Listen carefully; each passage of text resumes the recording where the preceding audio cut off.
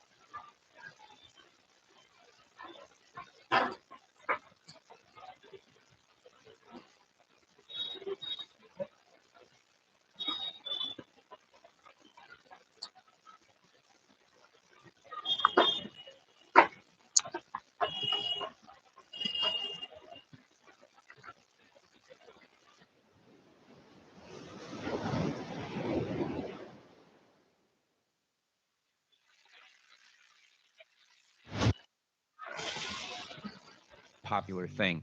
It was called solo sites. Solo girl sites were very popular as little as 5 or 10 years ago. Thomas Stokely, who founded OnlyFans, actually was already kind of an adult industry entrepreneur at the time. He had founded a couple websites. One of them notably was called Glam Worship. The other one was called Customs for You. These were basically sites where he was trying to develop that relationship between the audience and the creator and kind of cut out the middleman, the studio. First time I ever heard about it was my agent at the time, and the agents were trying to sign us up so they would get a kickback or they'd get a percentage of sales. Stokely really saw the vision that if you could connect the creator directly to the consumer, that as a platform, you could make tons of money. I remember first site I was on was Patreon. They generate nudity, sexual contents at beginning of their sites. These are basically websites where the creator just posts their videos and then somebody can pay for them. This all turned itself around in 2016. He hadn't really experienced a lot of success. He goes to his dad, who gave him a $10,000 loan. His dad basically tells him, this is the last money I'm giving you. Teams up with his brother, and they build out what today is OnlyFans, which has done billions of dollars. So the first time I heard of OnlyFans was at one of the adult entertainment conventions. They had actually had a booth there and were kind of like approaching different porn stars and different people in the industry, kind of being like, hey, we have this platform. I saw a bunch of my other like fellow performers hopping on the platform, and I thought, what a cool way to like push content that I already had on my phone. A lot of people moving to our work OnlyFans.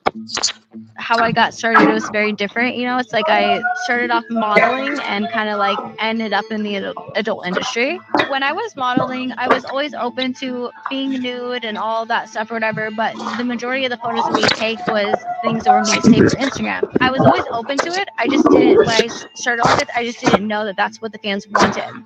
They wanted to see more. And so as I met people in Miami and I worked in the industry, and I kind of realized like, what the fans wanted. When I first started, I had known of some girls, making good money. And I just kind of reached out enough to where I became friends with those girls, started collabing with those, getting on their pages, then meeting the people they know, but just learning from them.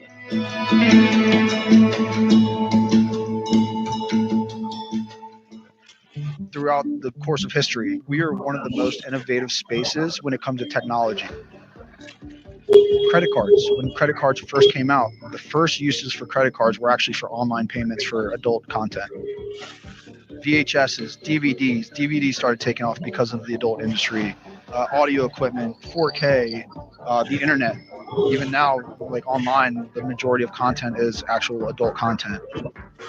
VR, the adult industry, we're the ones taking a chance on this new tech. At the time, Snapchat was like the big thing. If you had personal content on your phone, like amateur videos or things like that, you would have like a private Snapchat. The app would crash all the time. It was just annoying. So we had a platform, but it wasn't like perfected because doing everything on Snapchat was really annoying. So when OnlyFans came around, it was very, very like attractive to somebody like me. Around 2018, Stokely sells 75% of the company to a very famous adult industry founder, Leonard Radvinsky, who was actually the founder and owner of My Free Cams, one of the largest adult campsites in the world. As soon as Radvinsky gets involved, now we start seeing some huge numbers. Radvinsky really saw the vision of being able to create that interactivity between creator and consumer. The majority of adult content porn consumers, I don't have the exact number, but I'd say 9 out of 10 porn consumers are men. They're the ones spending a lot of the money on it from just the analytics, and a lot of the porn that we see is kind of based for the male gaze. How did this go from a relatively successful but obscure website to a part of mainstream culture that is almost impossible to not see? The community was just growing at like substantial speed. So that was why I got on it. It seemed like I wanted to be somewhere where more people were, and that was OnlyFans. One of the biggest catalysts that is often overlooked that really truly led to the rise and positioning of OnlyFans today was COVID-19. I was late to the party. I heard about it when everyone else did. Right when COVID hit, it was like, boom. Pandemic hit. everything shut down.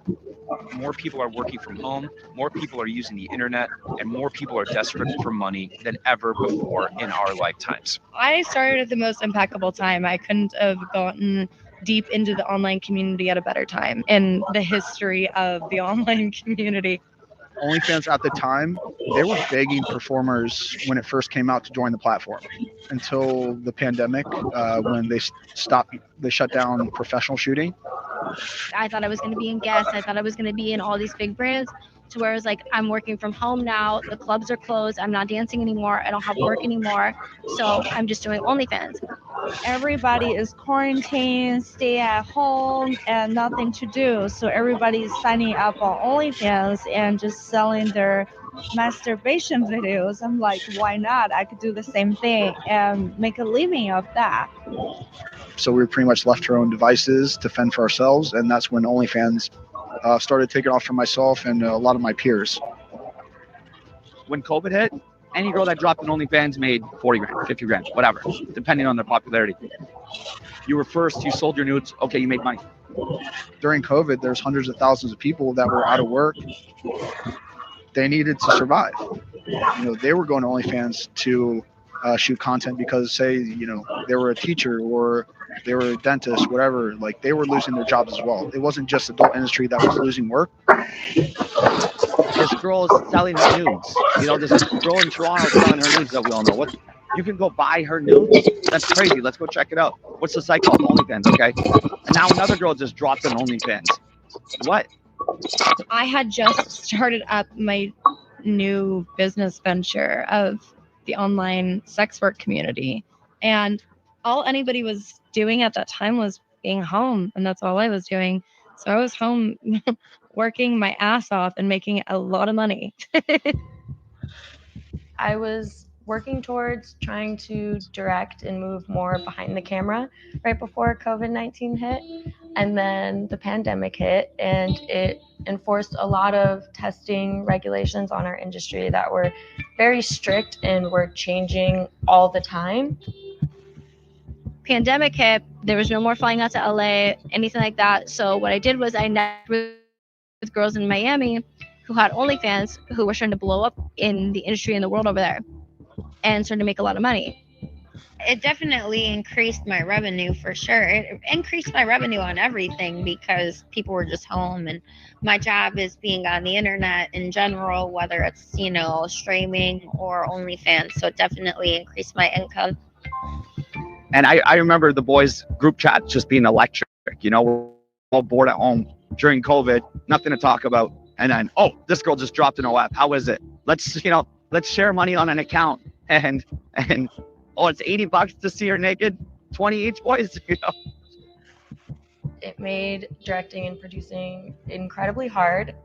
We're having to do 24-hour COVID testing on top of the STD testing standards that we already have. Ultimately, led me to kind of stepping away from directing and producing because it was just way too much on my plate. I was able to take the skills that I was using for a company, directing and producing, and I was able to just use it for myself. That was when I launched everything. That was when I started camming, and then that was when I broke through with my OnlyFans. And I had so much fun filming my OnlyFans because it was right when the pandemic was starting. But I bought some camera I knew nothing about, YouTube, how to use it, and I actually started taking professional photos and videos of myself that I was loading to my OnlyFans and editing myself. And I was having fun, like, in this online world that involves nobody else but me. With the rise of OnlyFans, like the big name porn stars, they weren't shooting for the production companies anymore because they were making more money shooting their own content from their own home. Up until this point, it was very standard for production studios to pay flat rates to girls and performers in general to perform. Some of those rates on the high end were considered maybe thousands a day. On the low end, it could be as low as hundreds. What the production companies would do is they would actually take the creators and they would pay them as talent, and then they would own the content, and then they would go on and distribute it and make tons of money from it. You make this scene with this company, and you get paid $2,000, let's say. Back then, not that much. And whatever flat rate they got to do that shoot that day, that's what they got. And very often no royalties. So they would have to show up on set, 9 hours, film, and then get their pay, go home. And then they go and they sell it and they put it out there and they make thousands and thousands and thousands of dollars off it. Well, OnlyFans is giving people the opportunity to make that money themselves without the middleman. OnlyFans for sure absolutely gave creators for the first time a place to really monetize the brand they built for themselves. So sure, they get paid to show up on set and do their shoot for the production companies, but it's not the same money at all as they're making on OnlyFans. There were porn stars that capitalized on their name that they had created through porn and having all their content on Pornhub per se. And then they were using that clout on OnlyFans to monetize. So they're taking their name and their image from what they created to OnlyFans to make money. One girl I know is making 1.5 million a month. Another one I'm tight with showed me her account. She's making 850,000 a month. They're not getting that from the production companies. It's all about the OF. I quit porn because I kept getting sick. I was always on antibiotics when I was filming. It was awful. You're sharing so many germs on set. So when you're home and creating content, you just have more access versus when you're on set. I mean, when you're on set, you're not sitting there on your OnlyFans chatting with your biggest spenders and making sure that somebody who just tipped is getting what they just tipped for. Definitely quitting was a skyrocketing concept for my business. When you are taking away like physical exhaustion that porn actually gives you, you're tired. You don't want to go home and make the custom that requires you to do your makeup again and, you know, do something physical that maybe your body can't do after shooting a porn scene. On OnlyFans, they get to choose where they shoot at their own home. They get to film it themselves, 45 minutes with a guy that they're comfortable with. They get to edit out the parts they don't want, cut it, sell it themselves, make hundreds of thousands, millions of dollars off it. The process, like I enjoy going to set because a lot of the companies I've been shooting for so long. So I have a relationship with the producers or the crew. They're like family. Like there's some people in this industry that I've known for so long. They're like family to me. So if I'm shooting from my home, you know, I don't get to see these people. If I'm on set, it's cool. It's like a little reunion where I get to hang out with my friends and my peers. Amateur sets, I shoot from home. Don't have to worry about opening up the camera. Don't have to worry about directors. Don't have to worry about if we want to take a break, we can take a break. Yeah, it's just easier. It's just more relaxed. It's just more informal. Now, the typical split on OnlyFans is around 80% to the creator and approximately 20% to the platform. That's great for OnlyFans as well because the credit card processing really only costs them somewhere around 3 to 5%. So they're basically taking 15% margin just for providing a website. My OnlyFans actually was not thriving while I was in production. Once I quit, my OnlyFans turned over because I was finally home again all the time. And when you're home and you're creating content and you're doing this solo one-on-one time, in my experience, you're making the best production that you can sell. You have your marketing down. You know when to make TikToks, when to post on Instagram, when to Twitter, when to Telegram. I strictly do OnlyFans. I've thought about in the past getting into the adult industry after getting into OnlyFans, but decided it wasn't what's best for my brand because there's more money working for yourself than there is working in porn. But it's still great for the creators because the creators, if they're making 75 or 80% of the money themselves, they no longer need to go work for $200 a day or for even $1,000 a day. The production companies pretend that they're supporting it, but I think deep down they don't like it because I know for a fact some of the production companies, they'll put a boy and a girl together and they'll make them wipe off all their makeup and change out of their outfits, go home in separate cars after they shoot. Because what a lot of people are doing, they'll show up on set, then they'll be like, do you want to fuck again for our content? And the production company is like, whoa. If you're going to fuck again in this house, in the same makeup, in the same outfit, and then put it on your OnlyFans, who the fuck's going to buy our tape that we just spend all this production for? So the crazy thing about OnlyFans is it had never been initially created solely for the purpose of connecting adult creators with consumers. It was really meant to be a platform that musicians would use to connect with their audiences and sell their music directly. It was a platform for artists or dancers or fitness instructors to be able to teach courses on. That was the original vision for OnlyFans. The perpetuation of adult content on OnlyFans was almost completely driven by the Visa and MasterCard ban on Pornhub.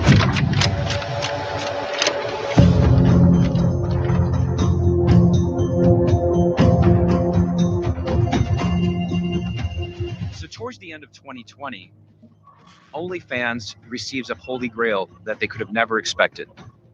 The world's largest adult website, Pornhub, gets their credit card processing pulled by Visa and MasterCard.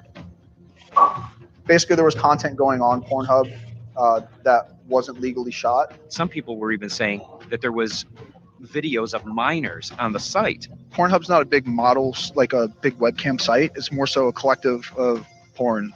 When Visa and MasterCard canceled with Pornhub, a lot of their processing was lost when they made that switch. What does this lead to? It leads for the biggest exodus of content creators, specifically adult content creators, from Pornhub to OnlyFans, desperate for anywhere to sell their content and continue earning income.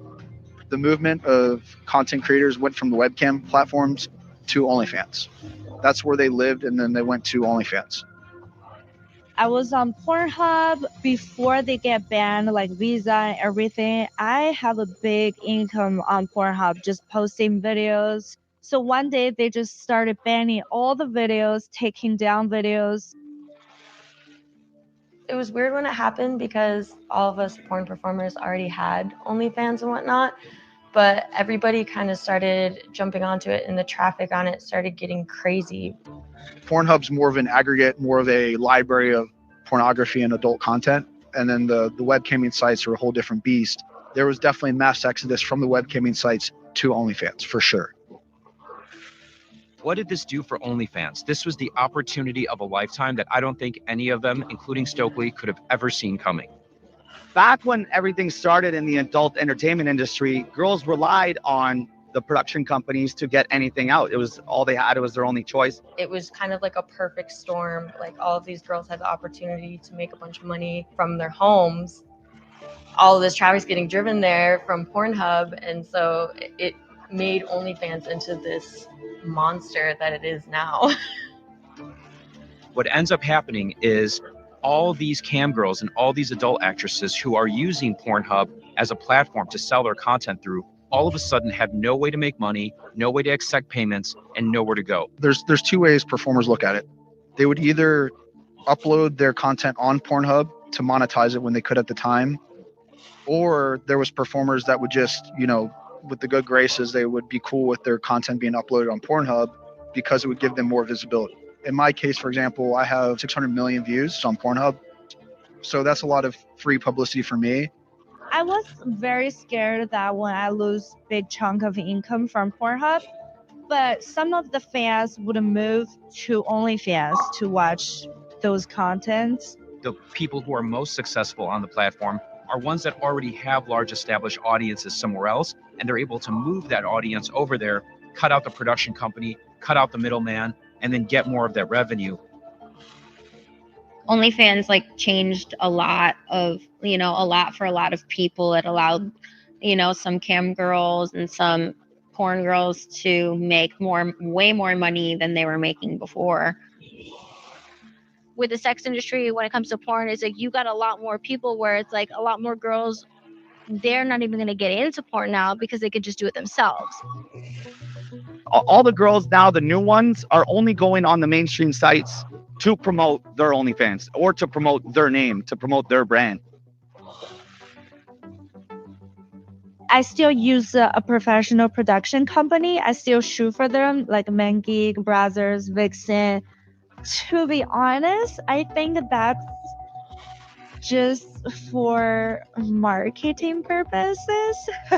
They can jump into my OnlyFans to see my personal videos, to get some custom videos, which means homemade videos. I could just have my phone, not a really professional angles and the shaky angles. They can just see homemade videos, which is, I think, some of my fans love that. They are literally making more than movie stars are, because some of these girls who have built up big followings and moved them successfully over to the platform are able to really write their own paychecks, and they're able to create unlimited subscription revenue for themselves, which was never a possibility when they were working directly with production companies that control the whole industry. None of these girls really, unless they were the top 5, were millionaires from doing this stuff. So this is very fresh that The biggest names in porn are now all multimillionaires, all of them. That is brand new. So it used to be like, oh, porn star, okay, she does porn. But now it's like, oh, porn star, richer than the top music artist today, richer than our celebrity friends, richer than the best lawyer or bank. Like, these girls are just doing shit at home. They quit porn, and some of them just do nudes. Example, Mia Khalifa, who's one of the most watched porn stars ever on Pornhub. She's only done, I think, 8 scenes, but she does OnlyFans now. She's top 5 earner in the world, doesn't show her nipples.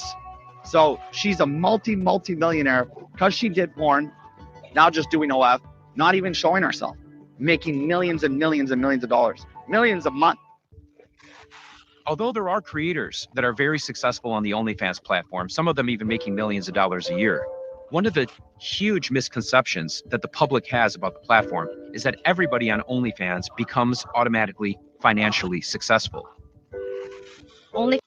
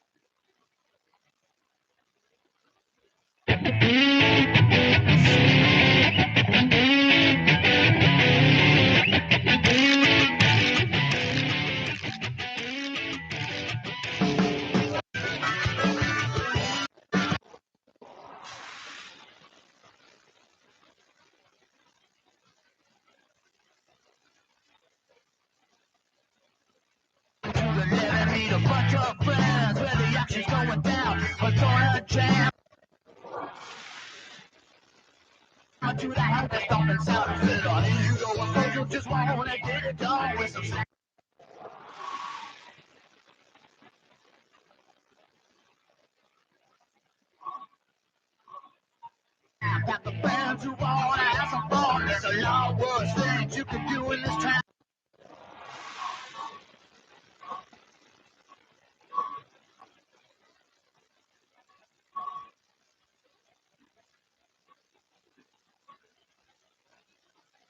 So come along and ride that office on the town. See.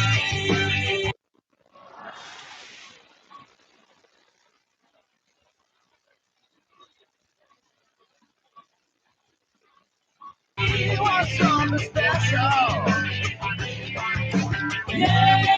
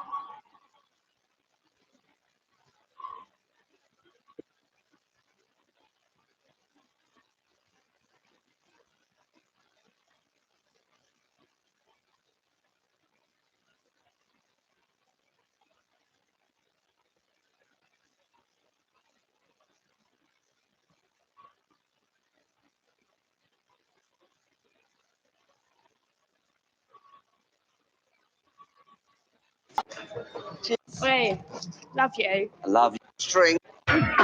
Dave made me soup. Suits you. 2 in 4. He's got some American talent over, wants to win.